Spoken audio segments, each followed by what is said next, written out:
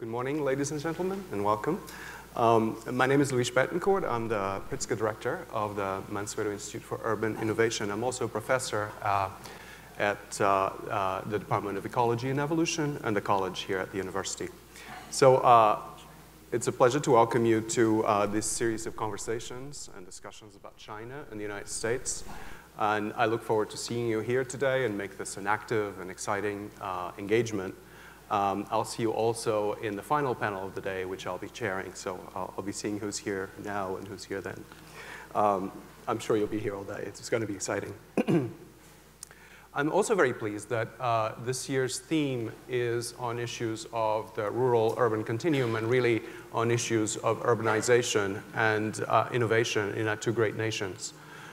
These transformations, as you know, are monumental. They're really changing the fabric of our nations for all our people. And they're creating tremendous opportunities as well as familiar but larger challenges that are increasingly similar, I think, between our two nations. People increasingly live in interconnected, complex, dynamical societies in ways that allows us to learn from each other.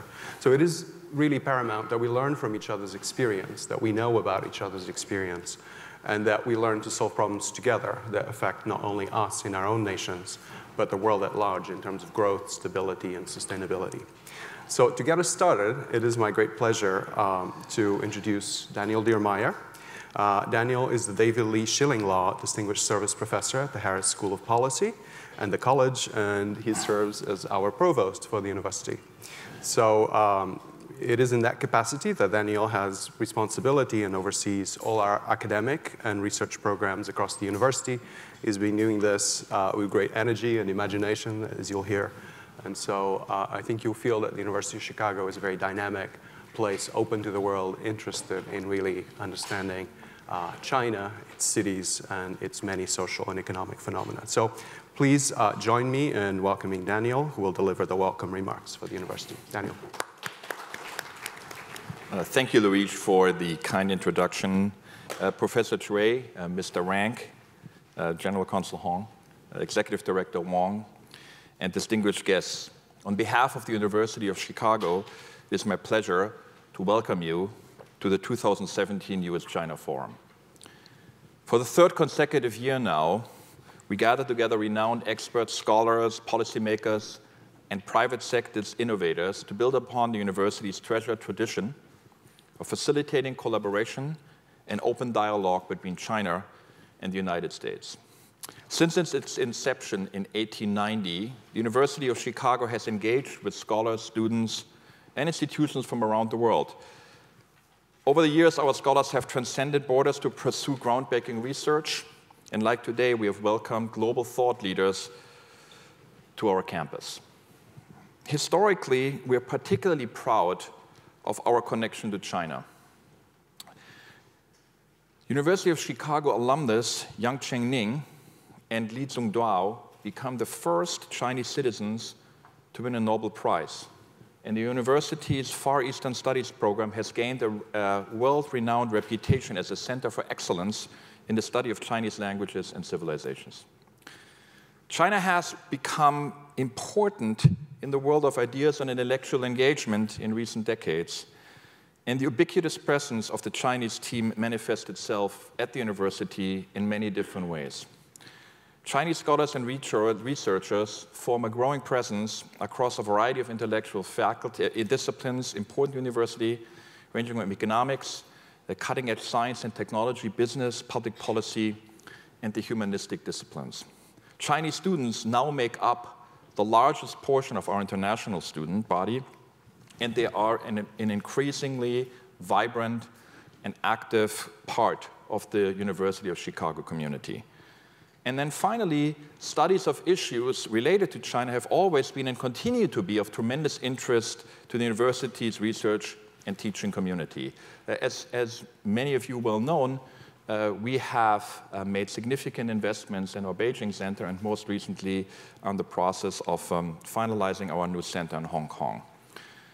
The University of Chicago therefore considered it imperative that we continue to deepen our understanding of China through gatherings such as today, if we are able to maintain and deepen our academic eminence and our relevance in an area of increasing international interaction and interdependence.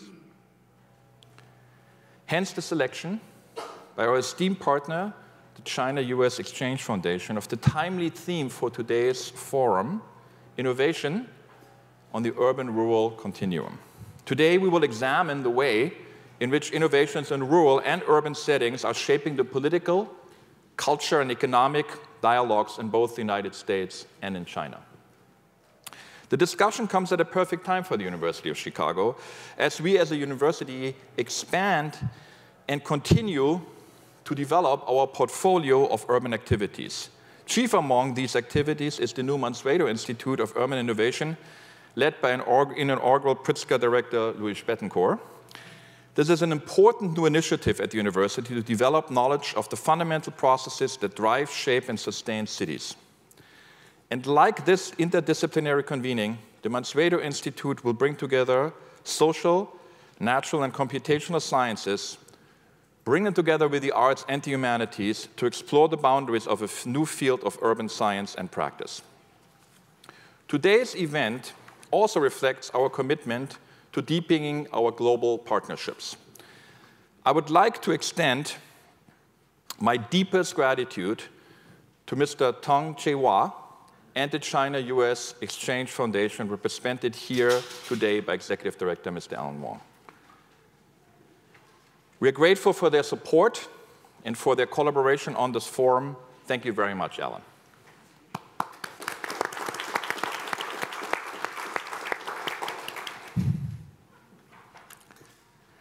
I would also like to thank Ann Dodge at the University of Chicago, who, as well as numerous of our partners and contributors, have helped to make this day possible. We look forward to a stimulating, collaborative, and engaging discourse this year and in many years to come. And it is in this spirit that I now welcome to the stage our honored guest from the Consulate General of the People's Republic of China, Consul General Hong Lei. Thank you. Honorable Provost, DMA, Director Bettencourt, Professor Cui Liru from CICIR, and Secretary Wang. Ladies and gentlemen, it is a great pleasure for me to attend US-China Forum 2017, hosted by the University of Chicago and co-sponsored by the China-US Exchange Foundation. First of all, I would like to extend our warm congratulations to University of Chicago for Professor Thaler winning the Nobel Prize in Economics this year.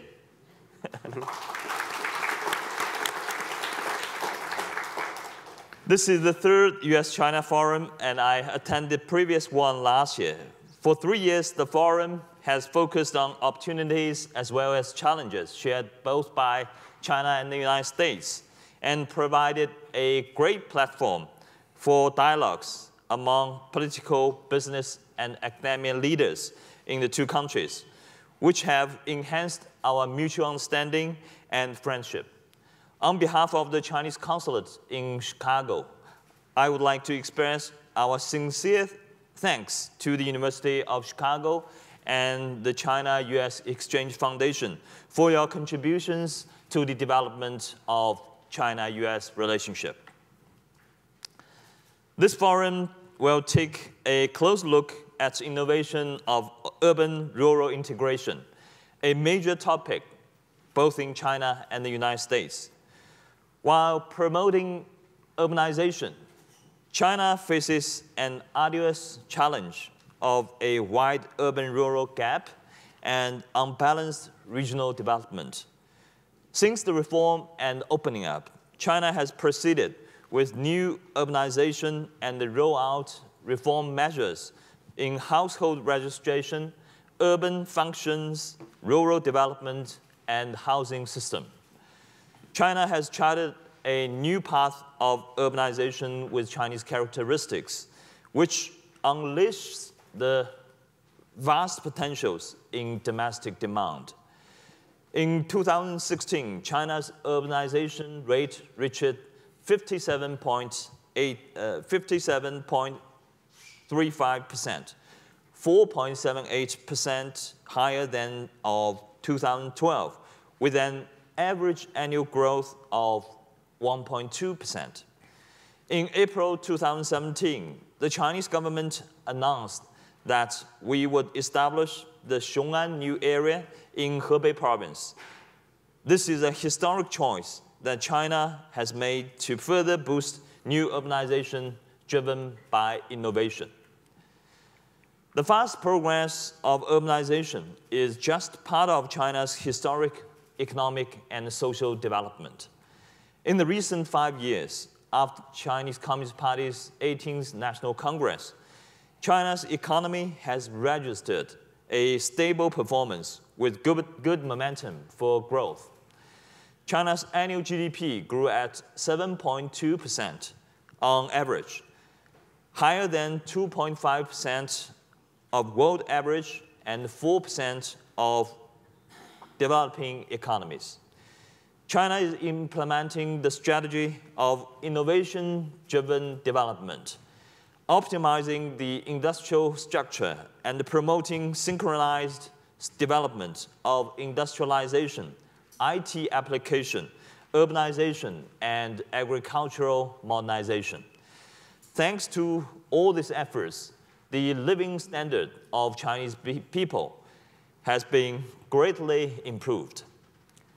Next week, the Communist Party of China will convene its 19th National Congress, which will give a new direction of China's development and draw a blueprint for China's development in the next 5 years and beyond, and lead China's efforts to build a moderately prosperous society and Chinese socialism, with Chinese characteristics.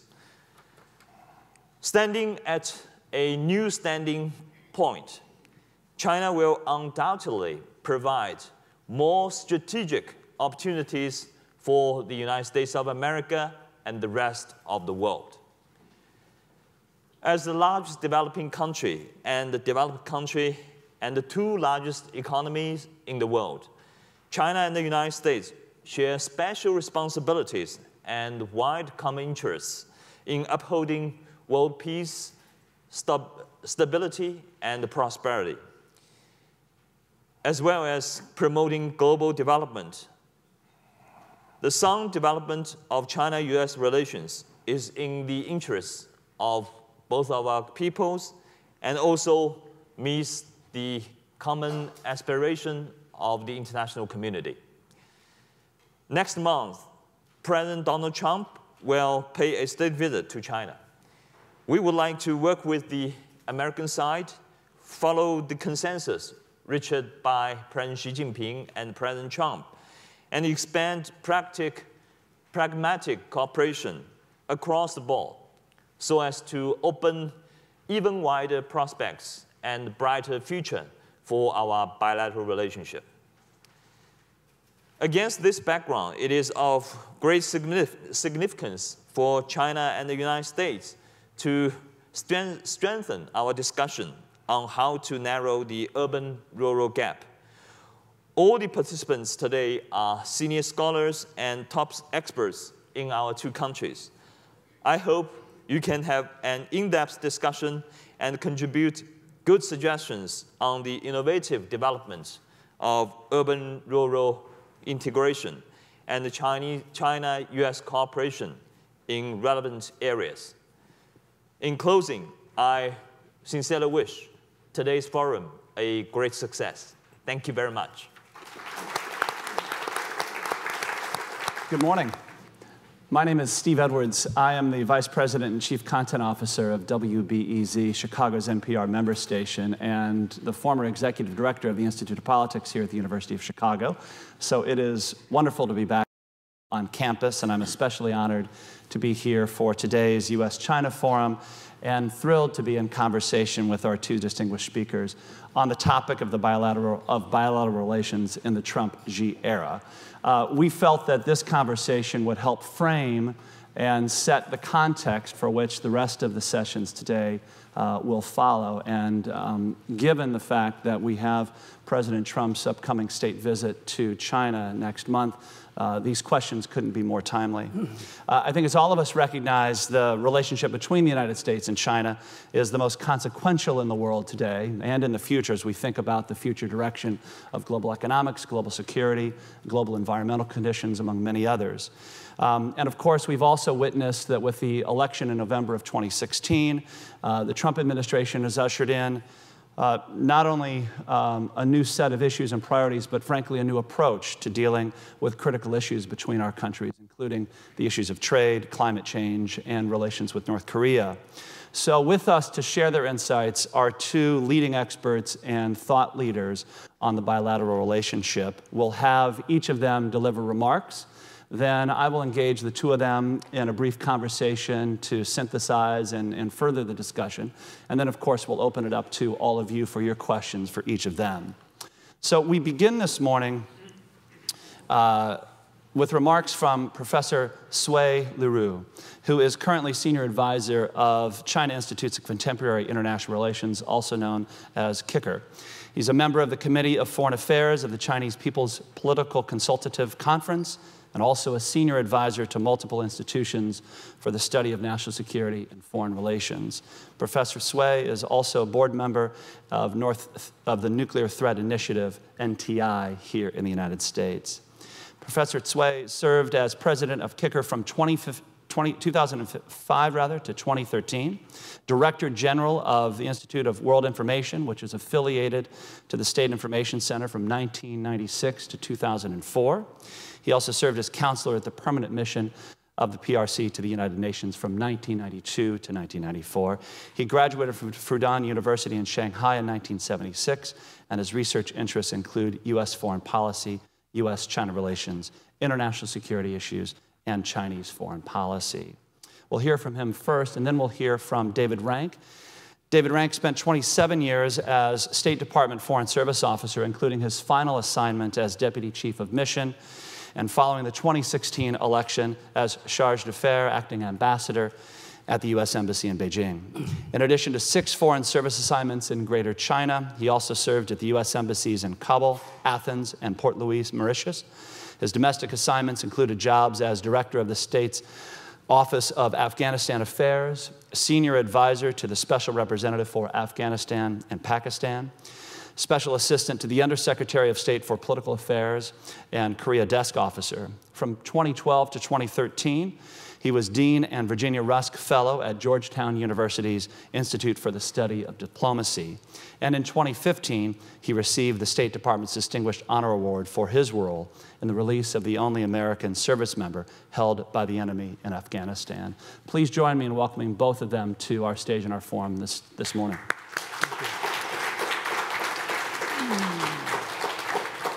So without further ado, Professor Cui, we will begin with you. Thank you, Professor Edward. First of all, let me express my gratefulness to China-US Exchange Foundations. And just at the arrangement, I'm very much honored to have the opportunity to come to these very important occasions. And it is my great honor to be here to have this presentation and have exchange views with you. And again, I would also express my high respect to the University of Chicago. And this is so famous in the world and famous in China. So again, this is also my great honor to be here to witness this important event.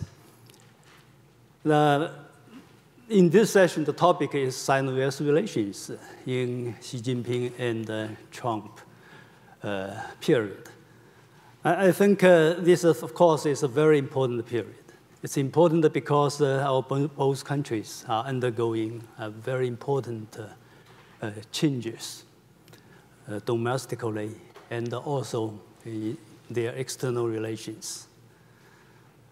But I would like to emphasize all these has happened in a large in the context of a larger picture.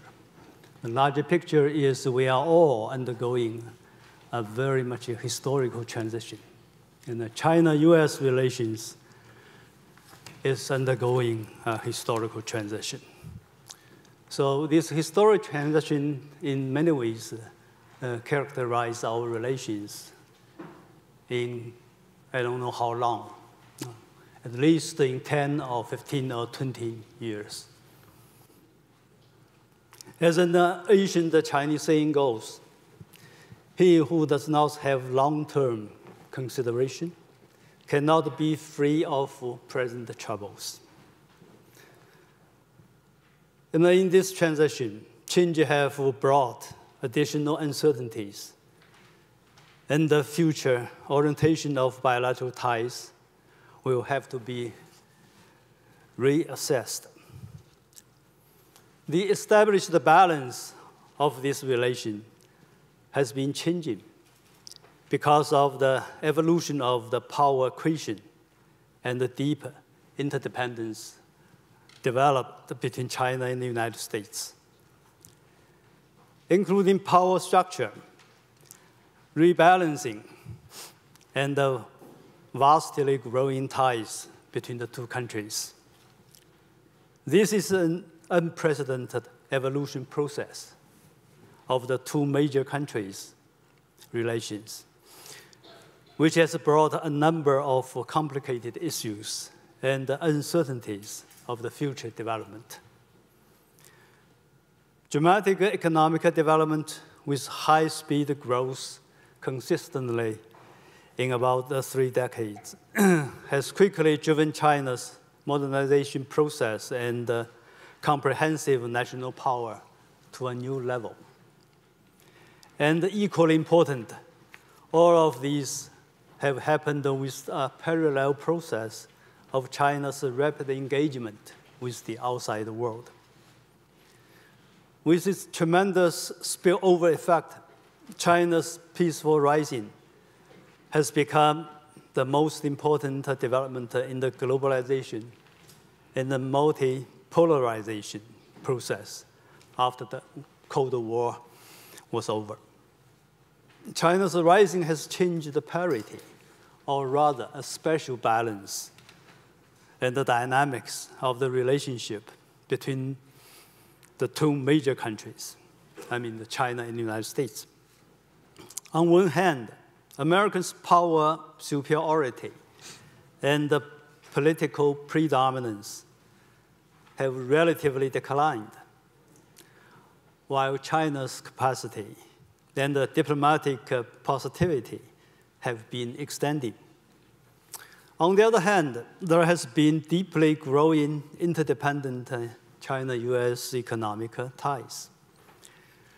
The impact of changing balance have been reflected on all the aspects, all dimensions of China-US relations, namely bilateral, Asian-Pacific, regional, and global issues. Consequently, there has been growing tensions and new issues between Washington and Beijing. But in my view, the general situation of this newly developing balance has been a mixture of two parallel growing trends, that is of strategic competition and pragmatic cooperation. Sometimes people compare China-US relationship with a marriage. Since the two countries established diplomatic ties in the last century, that is the 1970s, this relationship have reached maturity. But just like a mature marriage may also sometimes encounter serious problems, so too has the China-US relationship. Now, a worrisome development is that the strategic competition between the two countries is gathering momentum and seems likely replacing the cooperation which previously drove our relationship. I feel very different atmosphere from here and Washington, D.C. And when I'm in Washington, D.C., in the discussion, our strategic competition with these think tank peoples, and people becomes worrisome. And even we talk about President Obama's first visit to China, and we feel very much uncertain about result of this visit. And, but when we come here, we talk about these topics, we see another dimensions of our relations. That is, we're partners, and our cooperations will develop strongly. So, a prevalent view now holds that since China's rising challenges U.S. dominance, the two countries will fall into Thucydides' trap, wherein mutual trust bring a rising power and established power into conflict if America and China do not manage our disputes well. This may become a reality. It is no longer important whether this argument is correct or not. If both sides believe it is a great risk, we need to find a solution. The obvious way out is for either one or both parties to change. But thus far, there has been little sign of that happening. At the very least, however, we can manage the problem and prevent them from spinning out of control before finding an ultimate solution. For this purpose, the two governments have made attempts to manage the strategic competition, including endeavors to control risks in the crisis. This is the most feasible, realistic way for the bilateral relationship to peacefully go through this inevitable or maybe some volatile transitional period. In recent years, Chinese and Americans and the militaries have made headways in promoting communications and dialogues in various levels, as well as facilitating mutual trust and building risk management mechanisms. Increasing competitiveness between China and the US will inevitably affect their judgment of each other's strategic purpose. We have witnessed the increasing effect of the third-party factors on US-China relations in Asian Pacific. When the two parties coordinate and cooperate to deal with contentious issues in the region, things become more complicated. As the two parties' cooperation on the North Korea nuclear crisis, they face unprecedented tests of both mutual trust and strategic wisdom.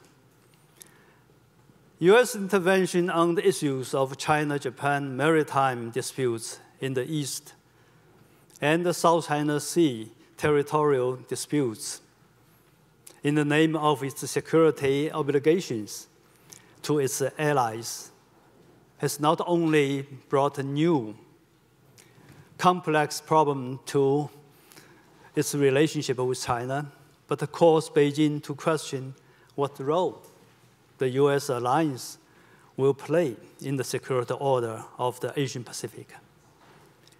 This will be a question of increasing significance for future China-US relations, the answer to which needs to be discussed among China, US, and other stakeholding countries. Competition has also become increasingly prominent in China-US economic and trade relations. President Trump has repeatedly pledged to resolve the so-called problem of unfairness in trade with China. And that takes it as an important goal of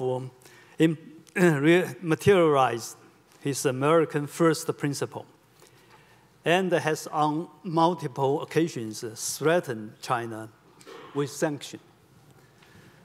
The Trump administration has just decided to promote Chinese trade practice under Sanction 301 of the 1974 Trade Act.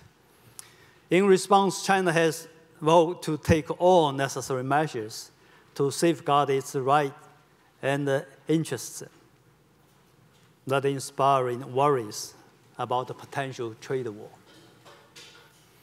The issue of potential trade war, however, is more like a quarrel as two parties in a marriage enter a midlife crisis. There are plenty of reason to believe, in my view, the foundation for mutually beneficial win-win cooperation in China-US economic and the trade ties are solid enough. Forces in favor of collaboration are strong enough, and economic and trade ties will continue to support bilateral relations. Most importantly, these factors will support a new China-US relationship in the future. Changes in comparative strengths and the increasing close bilateral ties are altering US-China relationship. China's peaceful rise is the active force driving this change, and the US rebalancing is the response to it. The two parties' interaction features both competition and cooperation, and this will be characteristic of the transitional period in the next 1 or 2 decades. Within that time frame, the ideal scenario is to shift the China-US relations from focusing mainly on managing competition and preventing confrontation to a more steady and active process of co-evolution, as Dr. Kissinger said. For that purpose, politicians, strategists, and the diplomats in both countries, especially the top leaders, must not only confront present problems, but look to long-term goals. They must not only reflect on history, but also build consensus on the future state of bilateral relations. The further development of China-US relationship rests on the endeavors they make together. The past half-century of China-US relations demonstrated that pragmatism and the rational weighing of advantages and disadvantages can always dominate decision-making on both sides in extremely important issues. This is why, in my view, we can be cautious, optimistic about the future. Thank you very much.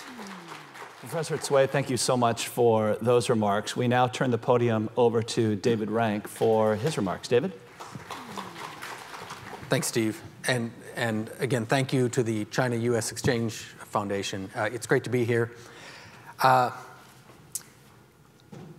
I spent 27 years in government, and I would come to events like this, and they would stick a piece of paper or a stack of papers in my hand and tell me this is what I could say.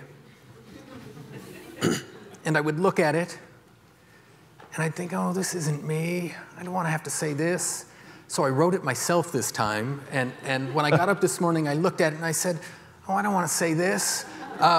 So instead, I'm going to read off of this sheet. Hopefully, it'll be a little more interesting. First of all, Steve, thanks. It's great to be here. As a kid who grew up a few miles south of here, and spent my youth surreptitiously listening to WBEZ. I just want to say what an extraordinary contribution your station and public radio makes to the dialogue here in the United States. So it's great to see you are moving back to that great institution. And for those of you who don't know Professor Cui or Kicker, I just want to assure you what a tremendous honor it is to have you here. It is both Professor Cui and his institution are renowned for their intelligence and their integrity and their insight. So it's really an honor to share a stage with you. And I really, as you were talking, I reflected on your comments about an old married couple. And I thought how perfect that analogy is, because you and I are like an old married couple. We're talking about the same issue, but we're going to say entirely different things. And so maybe that's a sign of optimism. So last November, there was, I would say, an event that shook the world, that happened here in the United States, but people around the world took notice, where a small group of outsiders, people who had been perennially ridiculed, found themselves suddenly at the center of American discussion. And what had been, for a long time, unthinkable had become reality. And I just want to say that it's great that last year I was in Beijing when that happened, but this year it's really a privilege to be back in Chicago in October when the Cubs are playing postseason baseball. But you know, I'm a South Sider, but I grew up by an accident of TV stations and geography being a Cubs fan. And as I look back, it really, being a Cubs fan is a fantastic preparation for being a diplomat, for working in places like China and Afghanistan and the other, dealing with the issues I've dealt with. Because it teaches you first and foremost to be a realist, right? It teaches you to be an optimist in the face of all evidence to the contrary. And it teaches you to take a long-term perspective on things. And I think that has served me well working on China relations, certainly, and in general in my career. And so as I was thinking about the topic of today's, what I was asked to talk about, bilateral relations in the Trump-Xi era, I thought I would take a little more of a long-term perspective and talk about history rather than current events so much. And I would talk, rather than the high-level history, I would talk from a very personal perspective of my sort of experience over the last 3 decades of US-China relations. So I was in the mid-1980s, like the students in this audience, probably actually not exactly like the students in this audience. I found myself, I was a history major at a university not far from here. And I realized late in my college career that I had no discernible, marketable skills. I could think of nothing in my background or experience that would make an employer want to hire me. And because I was interested in doing something international, I said, well, I ought to make myself a specialist in something. I ought to really focus on some part of the world. And so, you know, the 1980s, if you wanted to do that, you look around and on economic issues or commercial issues, Japan was the envy of the world, right? It was Japan is #1. The Japanese were buying everything in the United States from Rockefeller Plaza to Pebble Beach. And they were going from strength to strength. And I thought, well, you know, Japanese is a tough language. I don't have enough time to learn it. That's just not, that's not going to work. And so, you know, the next thing I thought was, what about on the political side? But there was the US-Soviet relations, the Cold War conflict. And again, Russian's a hard language to learn. Everyone was running into that field because that was really what the future of US diplomacy and US foreign policy was. So I was kind of late to the game. So I thought, okay, well, China's a big place. There are not a lot of people studying Chinese. Maybe I'll try that. And I did. I stumbled into a scholarship. I studied in Taiwan. And while I was there, took the Foreign Service test. And I guess the phrase is, we have an ancient American saying, the rest is history. But what do I take at least a couple of lessons from that. The first one I take is that just because something appears to be so today does not mean that it will be that way forever. And I keep that in mind. For the students in the room, I would also say that what I learned was you don't have to be right all the time. You just have to be right once and stick with it. That's certainly worked for me. And I guess one additional thing I would tell you is that there is some benefit to government dysfunction, at least at a personal level. I took the Foreign Service test, I told you, in the late 80s. And I did okay, I passed it. I ended up on the hiring register, but you know, my score was not that great. And I frankly would have never been hired because every time I got close to the point where they would call my name, a new group of people would take the Foreign Service test and score better than me and end up getting the call instead of me. But then in one of these periodic fights in our government, the State Department ran out of a budget to give the Foreign Service test. And so like the British Navy emptying the jails to man their ships, the State Department worked its way through the list of people who had already passed and hired me. So there is hope for those of you who despair about what's going on in Washington now. So then I ended up going into the Foreign Service. 1990, they sent me, because I spoke Chinese at that point, to Shanghai. And this is where, you know, starting in 1990, looking back, you see the rise of China, the incredible economic growth, and you think, wow, it was inevitable. It had to happen. That's not the way it looked in Shanghai of 1990. It by no means looked like what has come to be was going to come to be. It wasn't clear at all back then that the Chinese system would even survive. Right? 1990, this is the year after the Chinese state used the military against its own people in Tiananmen Square. The Soviet Union had just collapsed. And there was widespread expectation that, look, this system simply cannot survive. Economically, Shanghai didn't look like a dynamic commercial city. It was gray. There were very few markets. There were 7 private cars in the city when I lived there. There was, I think, one restaurant worth going to, a private restaurant nearby. Internationally, China had very, very little say. They had a veto, and they had a seat on the Security Council, but mainly the Chinese foreign policy was one of leadership of the Third World rhetorically, but really not an important role in actual fact. U.S.-China relations were sort of bumping along, but with the end of the Cold War, the importance of that relationship was really sort of starting to fade. And I would say what changed things is the topic of today's conversation, which is change on the rural-urban continuum.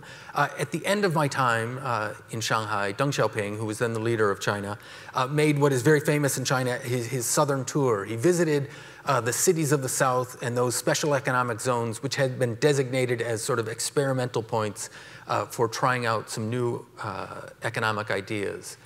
And you know, at that point, China wasn't long out of the Cultural Revolution. It had been more than 10 years, but they had heard talk of reform and opening, but they were afraid that if they really jumped on, they would have the rug pulled out from under their feet, that the winds would shift politically and they would find themselves exposed to the sorts of political campaigns that had marked the decade previous. And it was only when Deng went down to the southern cities, to the special economic zones, that they really had confidence that this time it was real. The era of politics in the lead was over, and economics and trade and dynamism were the policy of the future. And you know, the really important thing was the people working in those factories weren't the workers from the urban, state-owned sector, but young people from the countryside. And that's what set off. So really the story of the next 30 years, not only in China or the region, but really around the world, has been the story of the move of those rural workers into the Chinese economy and then increasingly into the global economy. I went back to China at the end of the 1990s. China was it was a country in the midst of transformation. And again, if I can talk about my personal background a little bit, my job was sort of to be the political risk analyst of the embassy, to look at, yeah, things look okay, people are getting richer, but what could go wrong? And at that point, there were a lot of things that could go wrong. State-owned enterprises were increasingly inefficient. They were building up debt. There was there were tensions between urban workers and the rural competitors they saw coming in. It was not at all, again, preordained that the transformation would be successful. At the political level, our relations were terrible. I think they've never been worse. I got there in 1998 with Bill Clinton and the Beijing Spring and the release of a number of dissidents. After Bill Clinton left, they were rearrested. Not long after that, the US accidentally bombed the Chinese embassy in Yugoslavia. Not long after that, a US military aircraft over the South China Sea was accidentally knocked out of the air by a Chinese plane. The background of this was a very contentious and very public debate on Chinese entry into the World Trade Organization here in the United States. It required a vote by Congress, and it was tough. But you know what really linked the two countries together was the strong and growing commercial relationship between our two countries, and what was I think very much a mutually complementary set of economic structures. I left and then didn't go back to China until 2006, and then it was 2006, 2008. It was a remarkable change. I mean, China was even more prosperous, and it was a much more confident place. And I won't dwell too long, except for to say that the 2008 Beijing Olympics, the opening ceremonies, had the feeling of China's coming out party, that this was China returning to the role it had traditionally filled as one of the great countries in the world, and certainly the most important country in the region.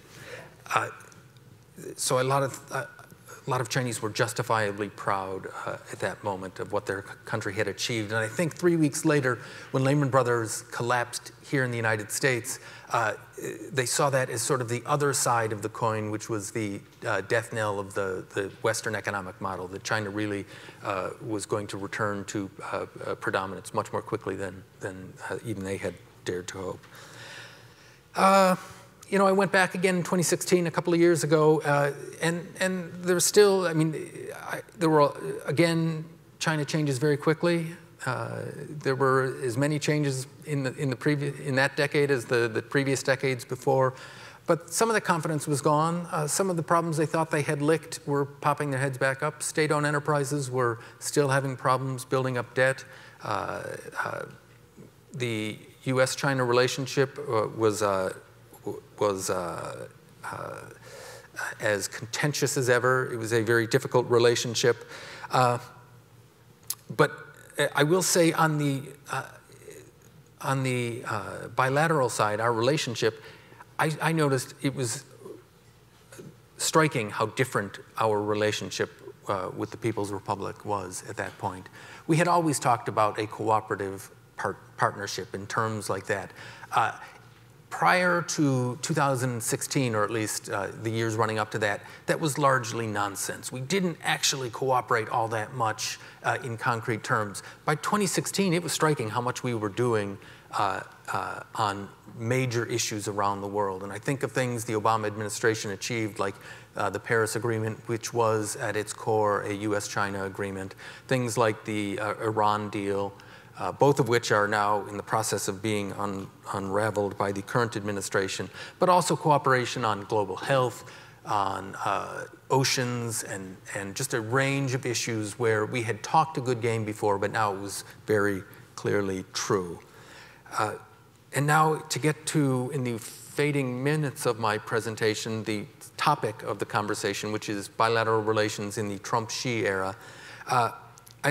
I'm concerned. I'm concerned for a number of reasons by what's going on here in the United States, not just by this administration, but in general by the lack of courage in American political circles to make a case for U.S. leadership in the world. And as a symbolic of that was the fact that neither of the two presidential candidates in the last election, nor Bernie Sanders, nor any of the other major voices spoke in support of the TPP, the Trans-Pacific Partnership, which was essentially the next step in the United States promoting a multilateral rules-based order. And even the Obama administration, the administration that negotiated it, wasn't willing to defend it publicly. I mean, the strategy for passing TPP was essentially to hope that Hillary won and then pass it in the lame duck session. And at the same time, I'm worried about developments on the Chinese side that make it increase. I mean, the concerns about globalization are founded in the fact that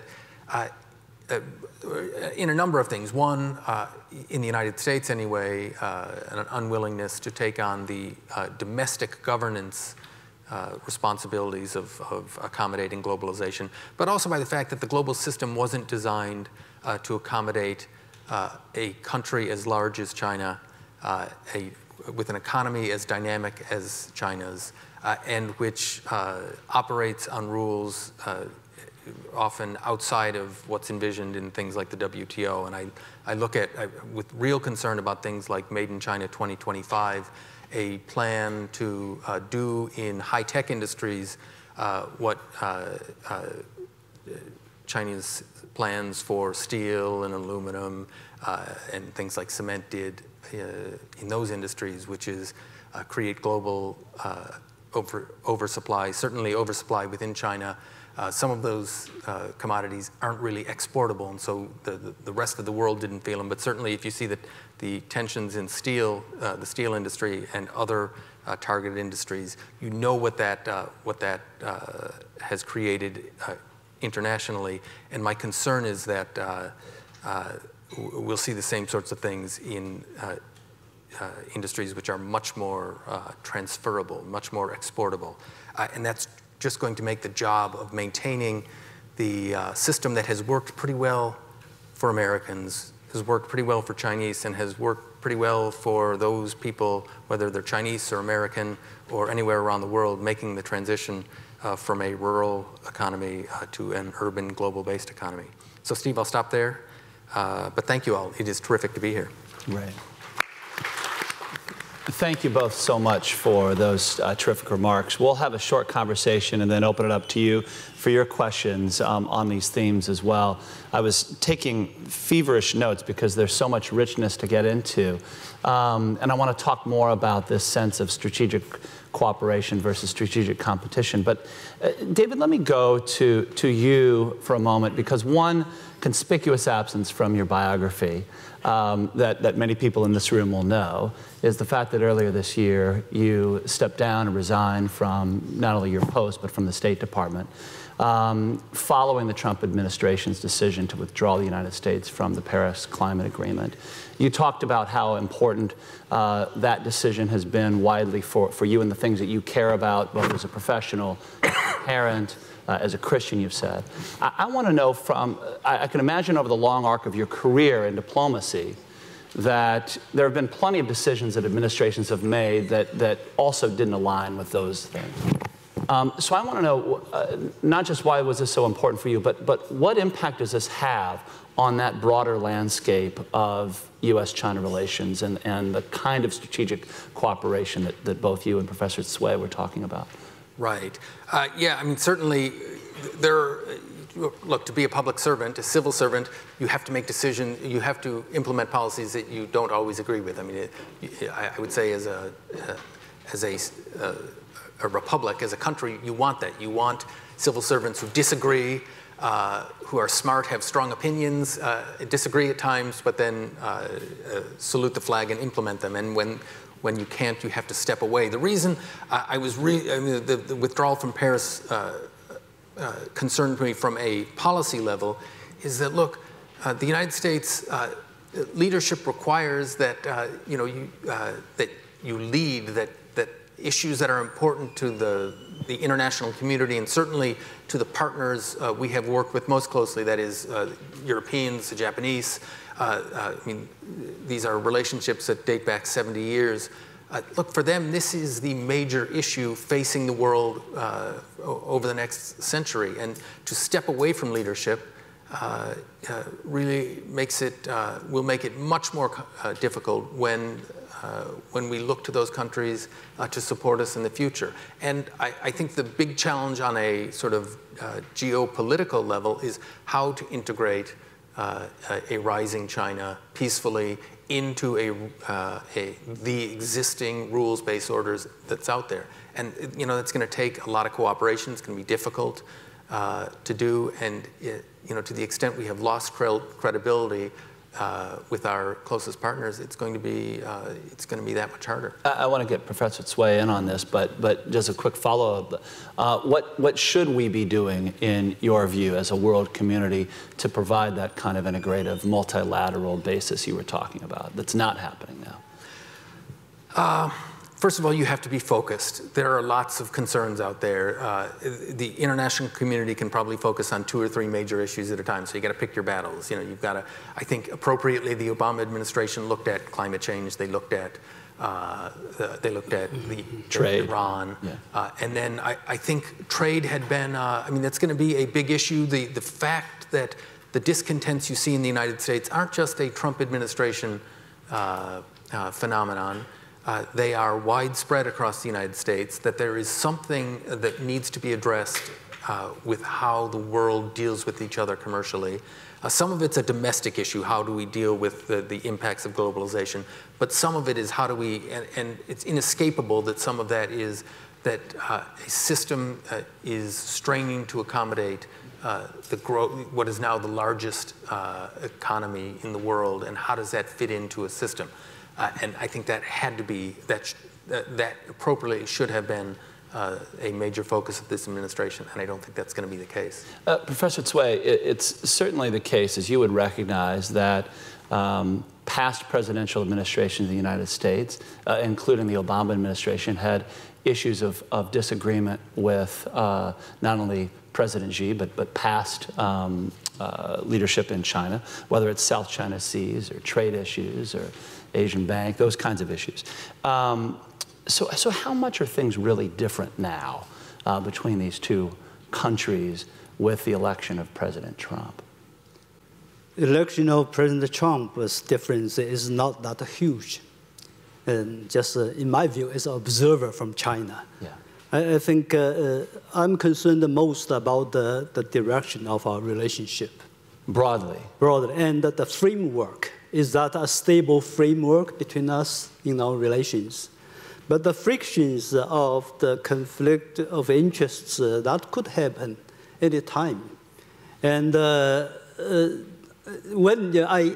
in some way, I deliberated to emphasize this competition aspect of our relations.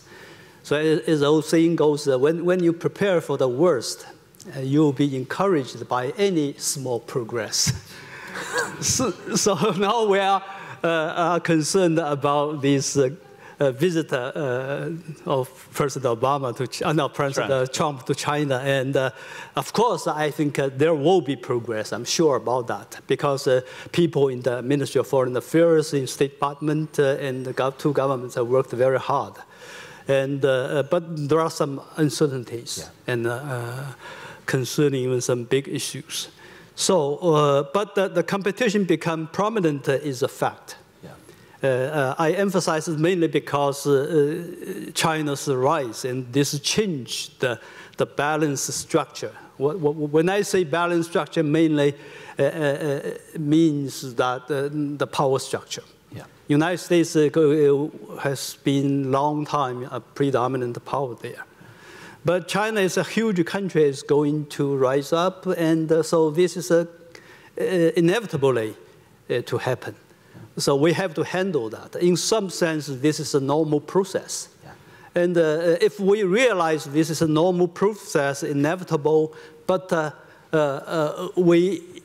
does not mean we can just show the lingering around and ignore these things.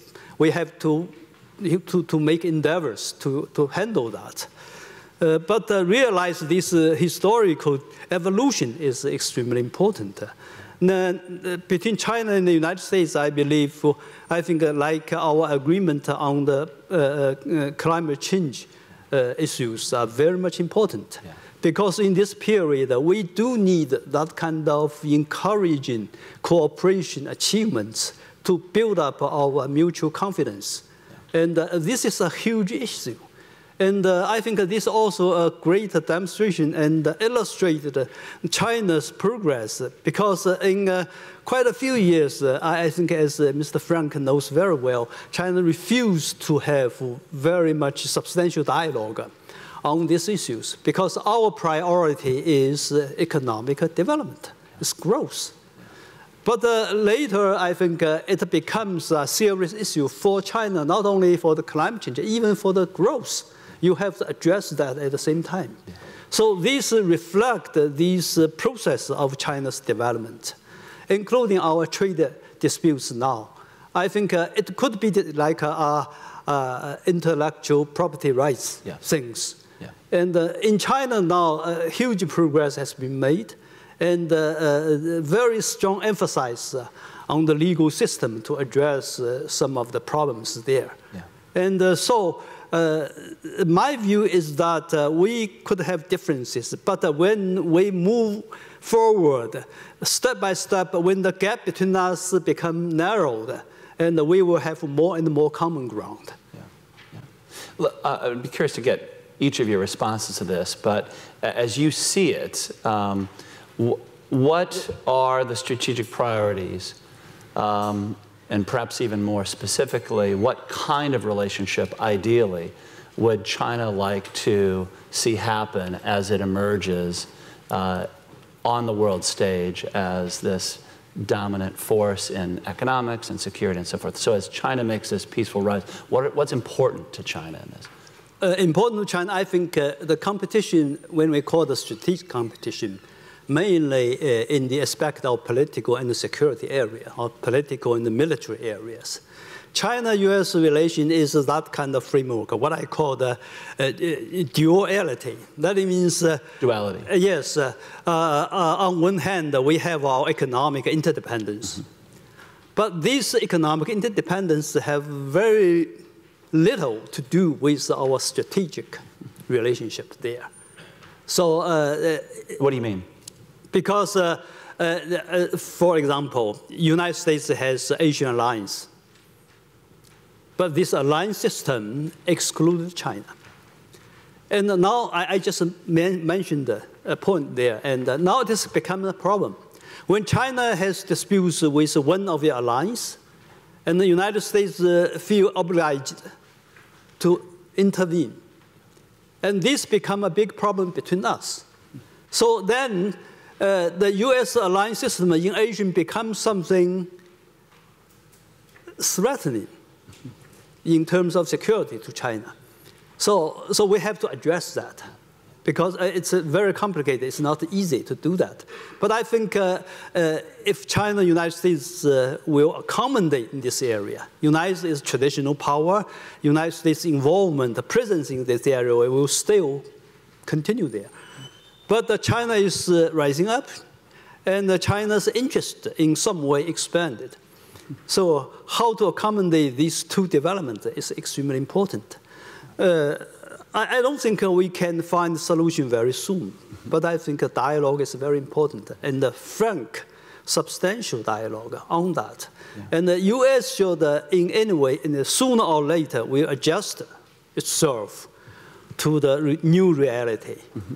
And for China side, should be patient and should not expect the situation will change, U.S. policy will change overnight. Mm-hmm. So we both of us will realize this process is important and then find our common ground. Yeah. David, what's your sense of this, and particularly the sense of China's strategic objectives as it continues its emergence? Well, I won't speak to China's strategic objectives, but Dr. Cui mentioned talking about the United States adjusting itself to the new realities. And I get back to TPP because I think the failure to pass TPP is really, to me, a critical strategic mistake on our part. And in the sense that TPP was an effort to adjust the realities in our favor, which is to extend the rebalance to Asia, which was the policy under the Obama administration, to shift resources in a lot of areas. One, security, but also the political attention we paid to the region, but then also economically and commercially with TPP, was a recognition not of the need to contain China, but that's where that is where the global growth is, it's where the energy in the global system is, and we are better off investing our energies in that part of the world than in the Middle East or elsewhere where I would say it's a much less positive narrative, or the sort of high watermark is not going to be as high in Asia. And TPP, I mean, look, the region wants us there for a lot of reasons. They are concerned about growing China, about growing Chinese political influence, economic influence, and military influence. And they see the United States as a balance in that regard, but they don't want us just as a security balance. I mean, that's not interesting to the region, and I don't think it's valuable to us to just be the guarantor of security in the region. I think what's interesting to all sides is the United States that has a stake in the economic success of the region, including China, and that is committed long-term on a bipartisan basis to being there. I tend to think about the U.S.-China relationship not just in terms of the bilateral relationship, but I think the United States, we do less well when we think bilaterally. We are the beneficiaries of 70 years of global structures and global institutions, and I think to the extent we can think of those terms, we advance our interests and we advance the interests of the region. So things like TPP, I think I'm a Cubs fan. I'm optimistic that in the long run we will get back to that, but for now, we are where we are. Yeah. Professor Cui, you were talking also about the need for dialogue, strategic dialogue. There have been formal processes and informal processes for that over the course of past several administrations. And David, I'd love your thoughts on this as well. We hear reports out of the State Department, out of the administration, not only that Rex Tillerson's time may be shortened as Secretary of State, but there are lots of unfilled positions in key diplomatic posts around the world, that there's an exodus of top personnel in various posts. There's a sense, at least if the reports are to be believed, that there's a void in U.S. diplomatic ranks. What impact is that having, if any, on the kind of dialogue that I think both of you have underscored as important here? I think it having impact. Mainly because these vacuums in these important positions, posts, for example, I don't know, and Councillor Hong is here, when you prepare this visit, and some posts in the middle level are extremely important, primarily important to do that. But without... They're engaging together. Of course, there are close engagement between the two diplomatic services there. That's no doubt of that. But for me, I just have some topics discussed with my American colleagues, think tanks in Washington, D.C. I try to discuss with them, is this going to be a U.S.-Asian policy? Because this is the first time for the President Trump to visit Asia, some major countries and important countries in this trip. And so far, I haven't seen the new administration producing framework of Asian policy. And what it's doing is just anything but Obama. So that's the policy. Anything, yeah, the opposite of Obama. But I think there are some continuities there. I think, and although they said something like that, but still, I think it's important. You should coordinate these different bilateral relations with the framework of the Asian policy, and especially when China-U.S. relations become a major one in this area, and also in terms of the regional order, and we should cooperate. But at the same time, the nations have different interests, how to coordinate that. So you do not have enough people to have comprehensive or thorough study on these issues, especially to adapt your policy to the new realities. Yeah. So there should be some problem when we discuss these concrete issues. Yeah. So this is something I think should be made up in the United States policies. On the other hand, I think the framework, the dialogue in the Florida, Mar-a-Lago, I think that is good. That was at Mar-a-Lago. Yeah, Mar-a-Lago produced some very positive result for the sort of framework of our bilateral relations. But still, it's have some temporary characteristics. So, and then another thing is, seems very confusing, different signals from the administration. And openly even, then Tillerson said something and undercut by the President Trump. So this is not good things. How is that read when we see that kind of lack of consistency in China among Chinese leadership? It's a very good question. People have very different interpretations on these different signals. So it could have some confusions. But I myself, in this situation, I just focus on the major trends and the background and the framework and the major issues to see in the general directions. But if technically you want to make a concrete judgment, it's kind of difficult. Yeah. David, what's your insight on some of the questions I just asked Professor Cui regarding the staffing within our diplomatic ranks, the impact that has, and at times the seeming conflict or inconsistencies in the messages we're communicating? Right. So I got back to Washington in June or something like that, saw some friends, and one of them just laughed at me, said, "How did you end up to be the poster child for opposition to this administration?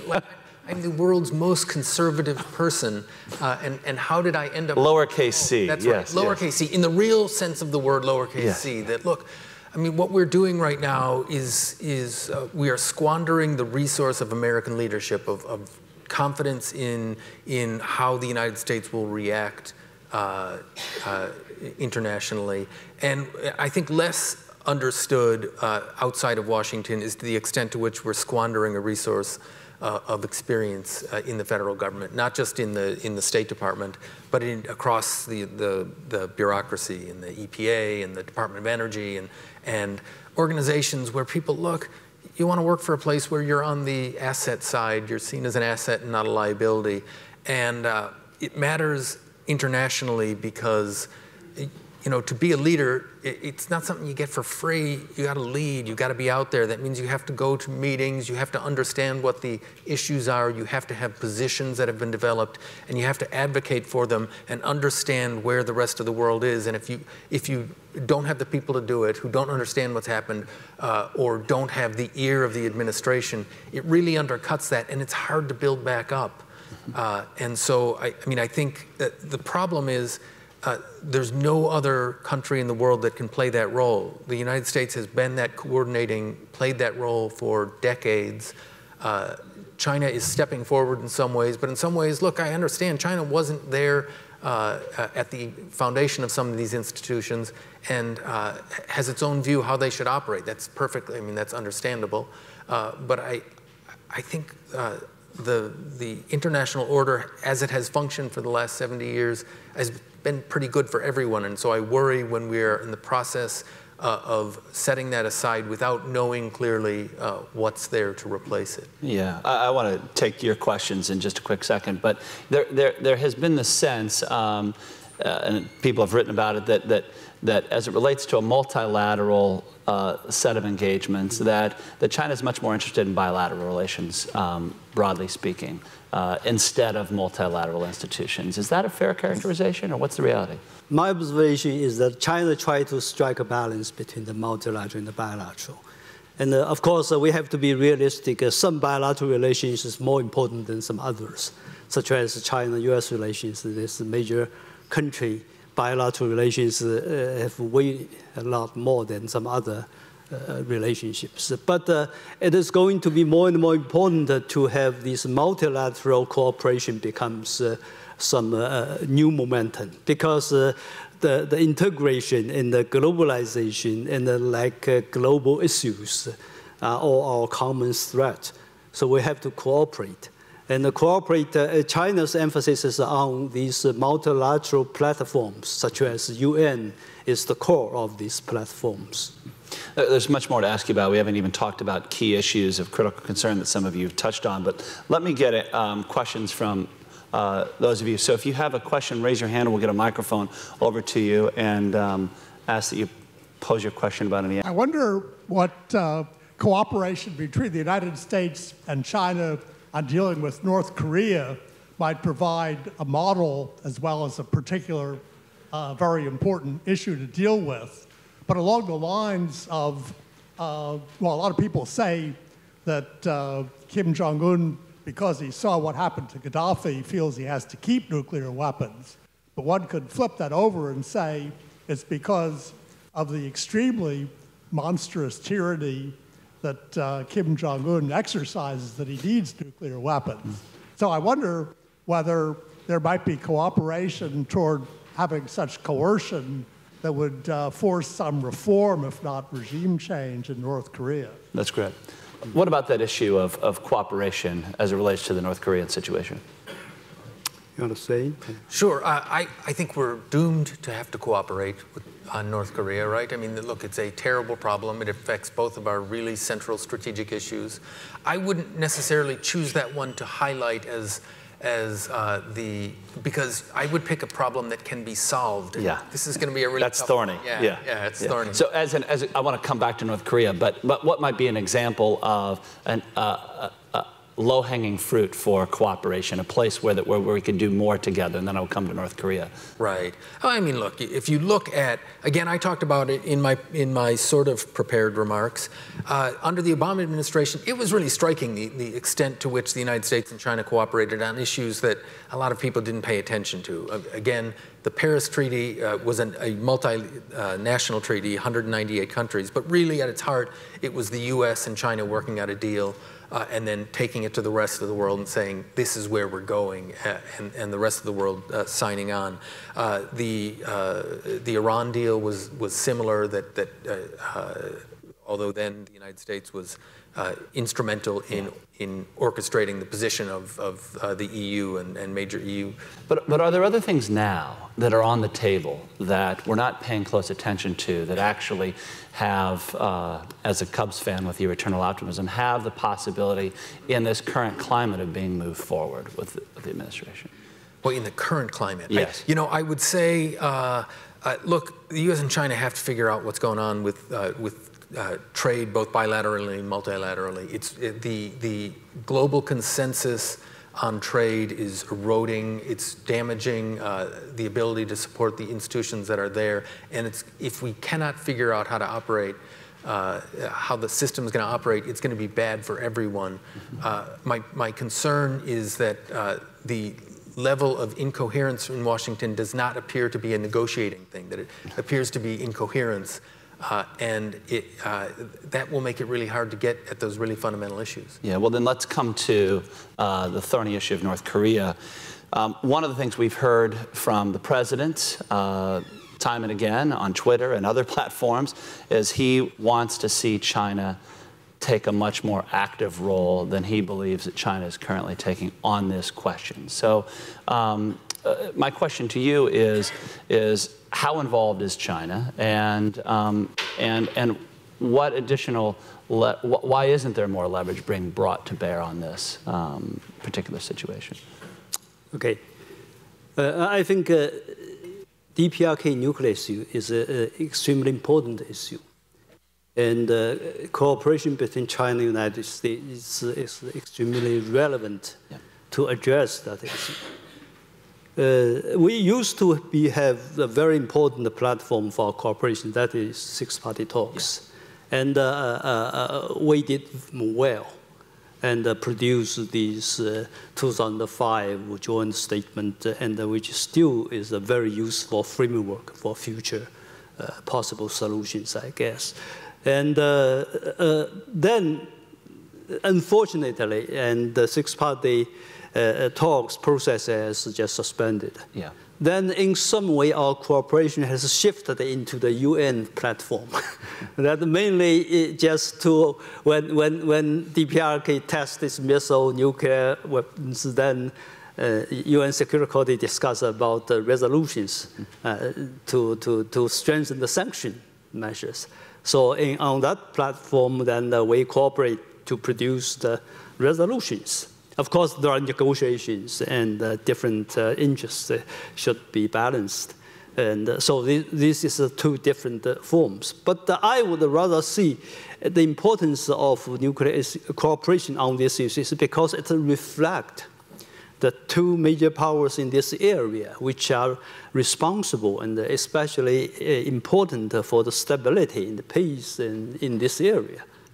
But we can tell the difference from nowadays from several years before is because of the strategic competition between our two countries and the strategic suspicions and growing.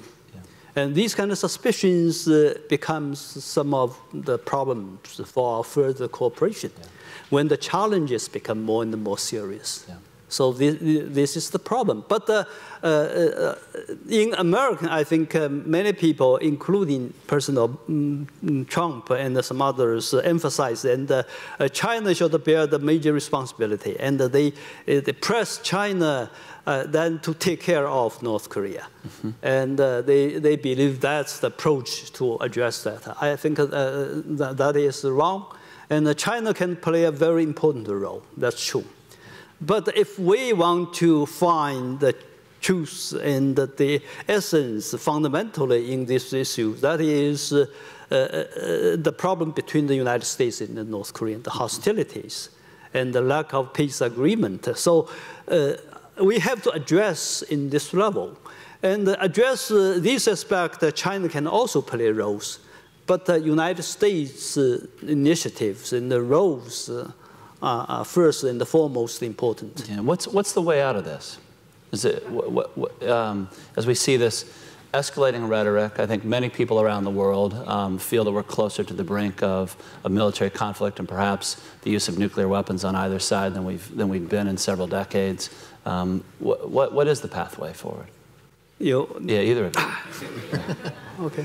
I mean, look, maybe because I'm a diplomat or I was a diplomat, it seems inescapable you have to get to a negotiated outcome. I don't know what it looks like, but I've been in negotiations. Rarely do you know what the outcome looks like when you start. I mean, the way you negotiate an outcome is first you make it possible to negotiate, then you talk, and then you get the outcome. And you know, we're having problems with that first step, right? I agree with Professor Cui on, look, the US and China have actually cooperated pretty well at the UN. It has been reactive, not active. In other words, we're reacting to North Korean steps. And look, the goal of US-China cooperation is not to have sanctions, but to resolve the problem. So to my mind, what's happened at the UN, if we look at it as creating bargaining chips for a negotiation, that's one thing. But if it isn't, then I'm not sure the value of cooperating at the UN, because when you introduced me, you noted I worked on our Korea desk. Yes. A long, long time ago, before some of the people in this room were born. And I have hanging on my wall an award for solving the North Korean nuclear problem back then. And the statute of limitations is, I didn't have to turn it back in when that turned out to not be the case. But you know, as we were negotiating, the DPRK, they were in the middle of a famine that killed 3 million people, and it didn't really have an impact on their negotiating position. So the idea that just exerting economic pressure will force the North Koreans to give up their program, I think, is wrong. And I mean, there's historical proof to say it's wrong. So I mean, unless you're willing to contemplate nuclear war, and I think a conventional war would create such a calamity for our allies in the region, and for North Korea and for China, all of the military options would seem to be unthinkable. So you have to think about, how do we get to negotiations, you know, and then the next step is what happens in those negotiations, and you know, it's a long way down the road. Did you want to add something quickly to that? Yeah. Sure. I think this just yeah.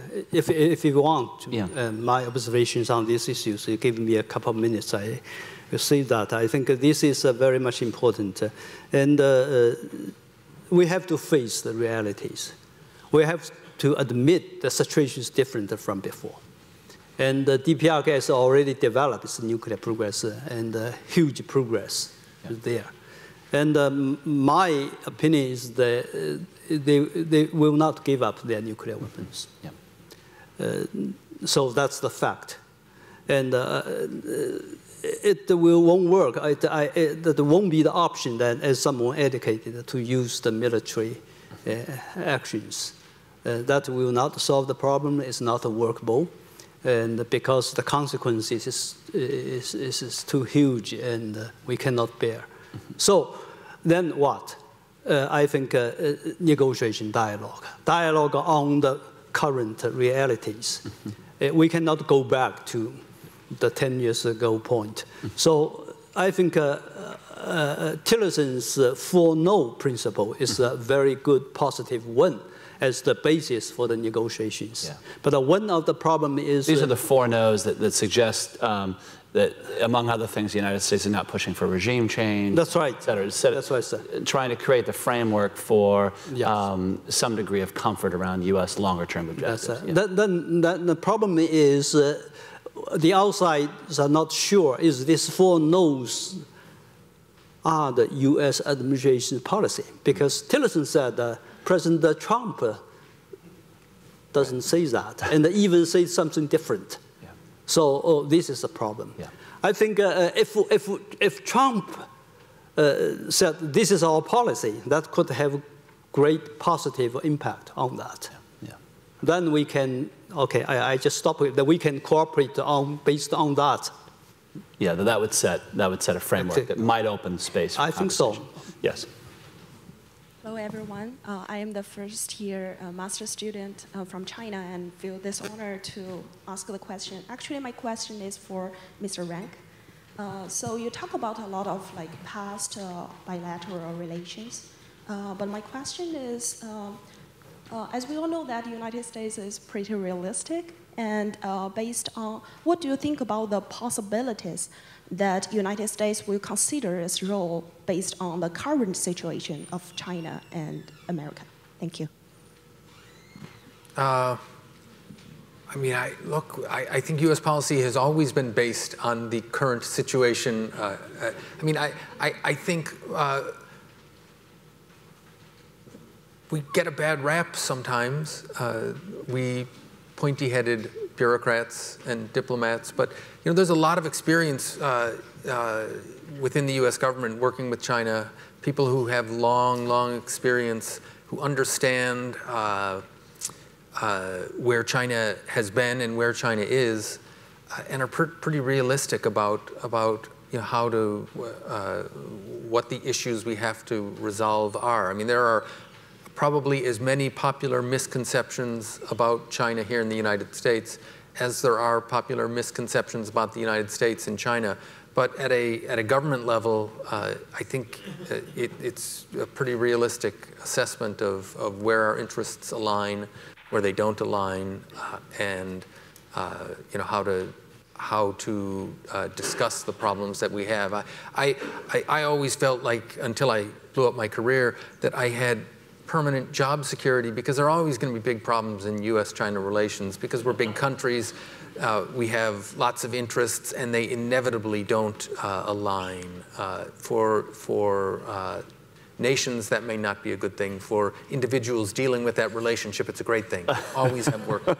Always work to be done. We have a question here with Professor, and then one over here. Yeah.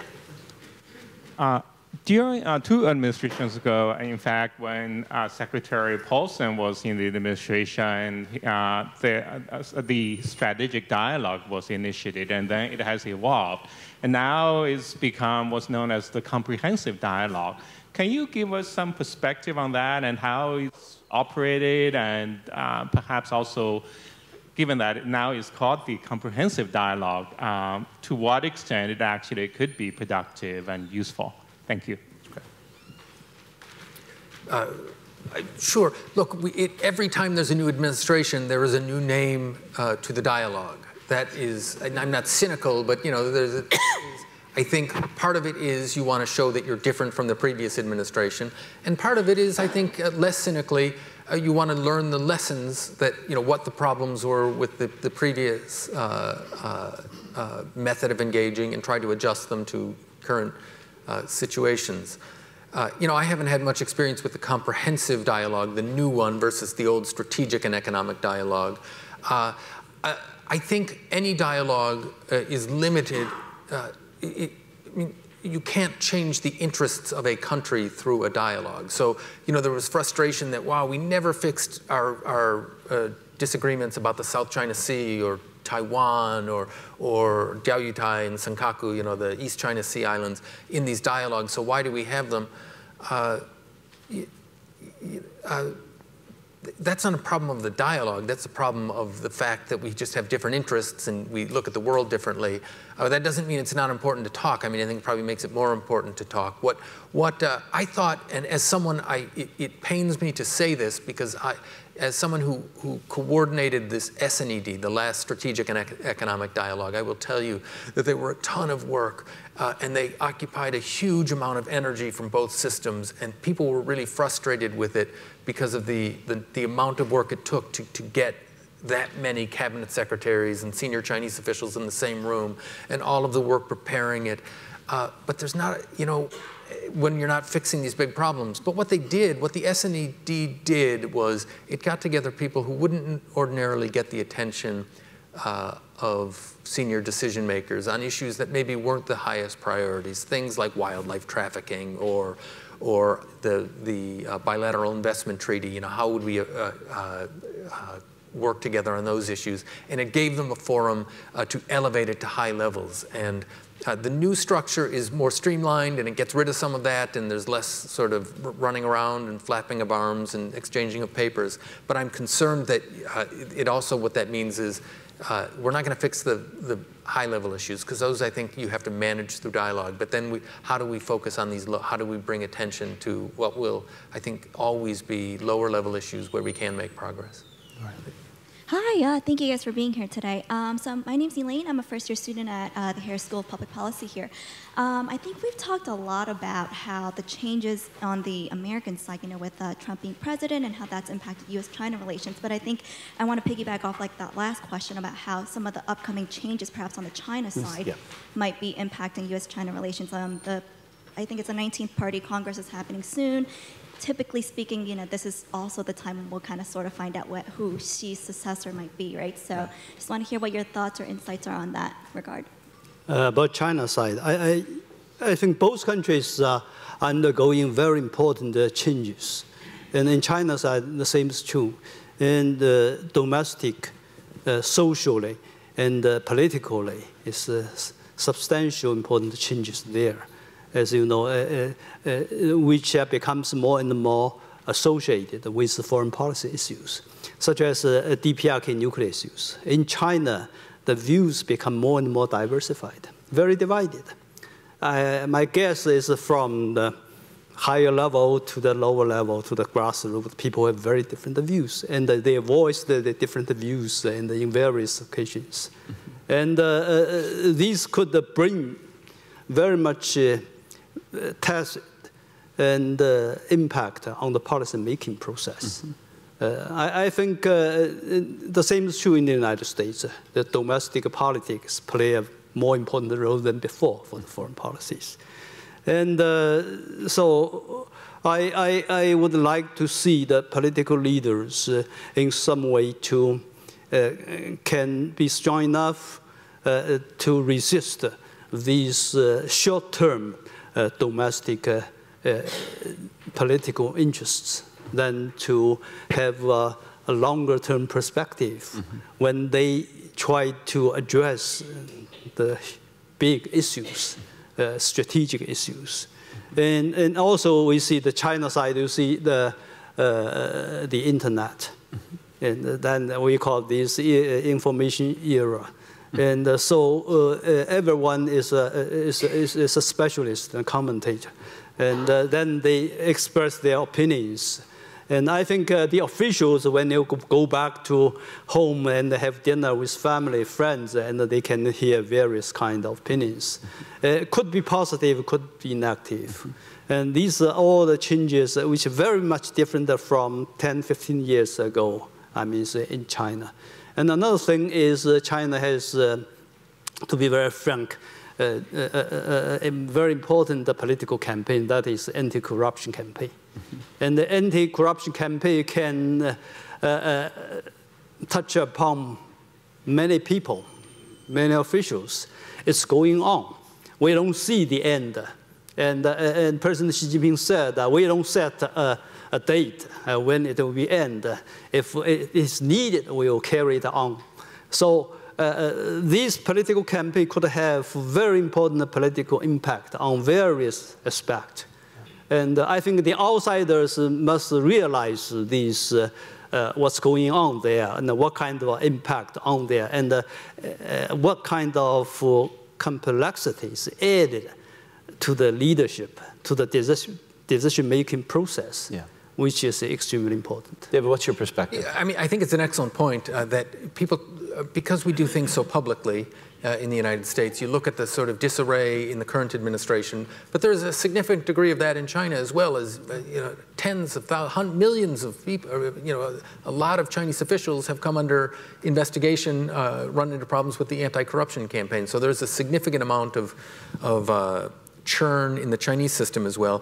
As you were asking your question, it made me think, there is a real disconnect in how our two systems work. That, I mean, we understand, the American system understands that the state is subordinate to the party, but we don't have regular access to the party. I mean, there is a disconnect in how we communicate with the real decision makers. The counterpart to Rex Tillerson, who's the #4 person in our constitutional order, is on the books Wang Yi, the foreign minister, but Wang Yi is not the #4 decision maker in the Chinese system, right? If you were to suggest that he's anywhere close to that, I mean, people would. I mean, he's a delightful man, but no one would suggest that he's that same level of influence.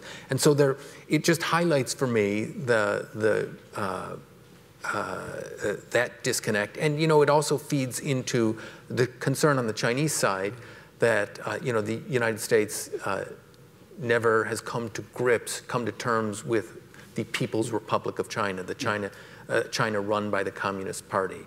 And look, our system, they are just different systems, but the fact that we don't have a mechanism for our sort of ruling institutions to interact with China's ruling institutions is a problem both at the operational level, but also at that level of mutual understanding. Yeah, I want to get to this one last question here, but before I do, I'd love to tie this, in some respects, back to the overarching theme for the rest of the day.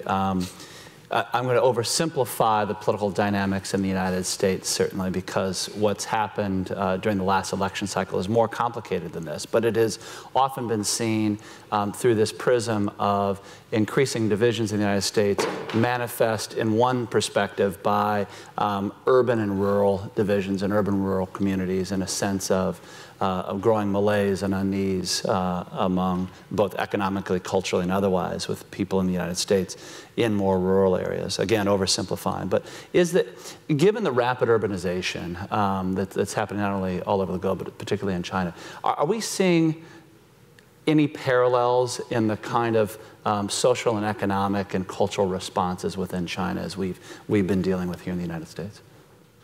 I think very important big parallels is they are two big countries.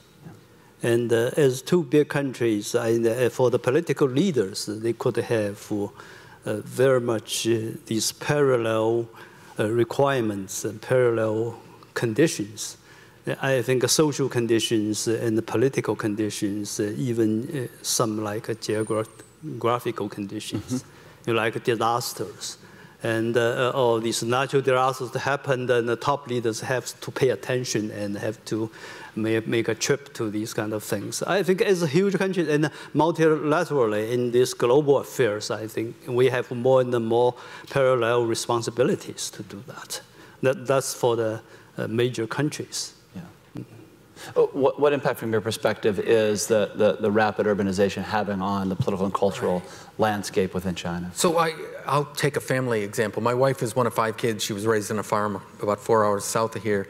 All 5 of those kids went to the University of Illinois and never moved back.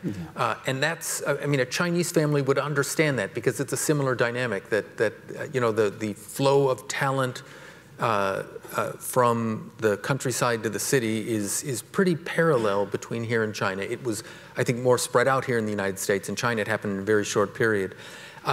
And the other side of that is, you know, there was, I think, sort of breathless expectation that the internet would level things out, that it would allow smaller communities to be economically vibrant and vital and sort of engaged in the global economy. And that hasn't really happened. You know, if you look where economic growth has occurred, it's been in the big cities. And it continues to be that, you know, proximity has driven economic development. And so if you look at China's rural areas, China is struggling with how do you bring development to that part of the country. And the answer has been to bring the cities to those part of the country, a real focus and a plan on urbanization. You know, in the United States, we're not big planners, but it's the same issue at the heart of it, I think. Yeah. I'm going to have that be the last word. I think that's a fitting note to end on, and we'll set up conversations that follow with my apologies to the remaining questioner. Hopefully you can connect with David and Professor Cui here in the break that's upcoming. But join me, if you would, in the meantime, in thanking David Rank and Cui Liru for being such insightful conversants in this. Thank you so much, Professor. Thank you.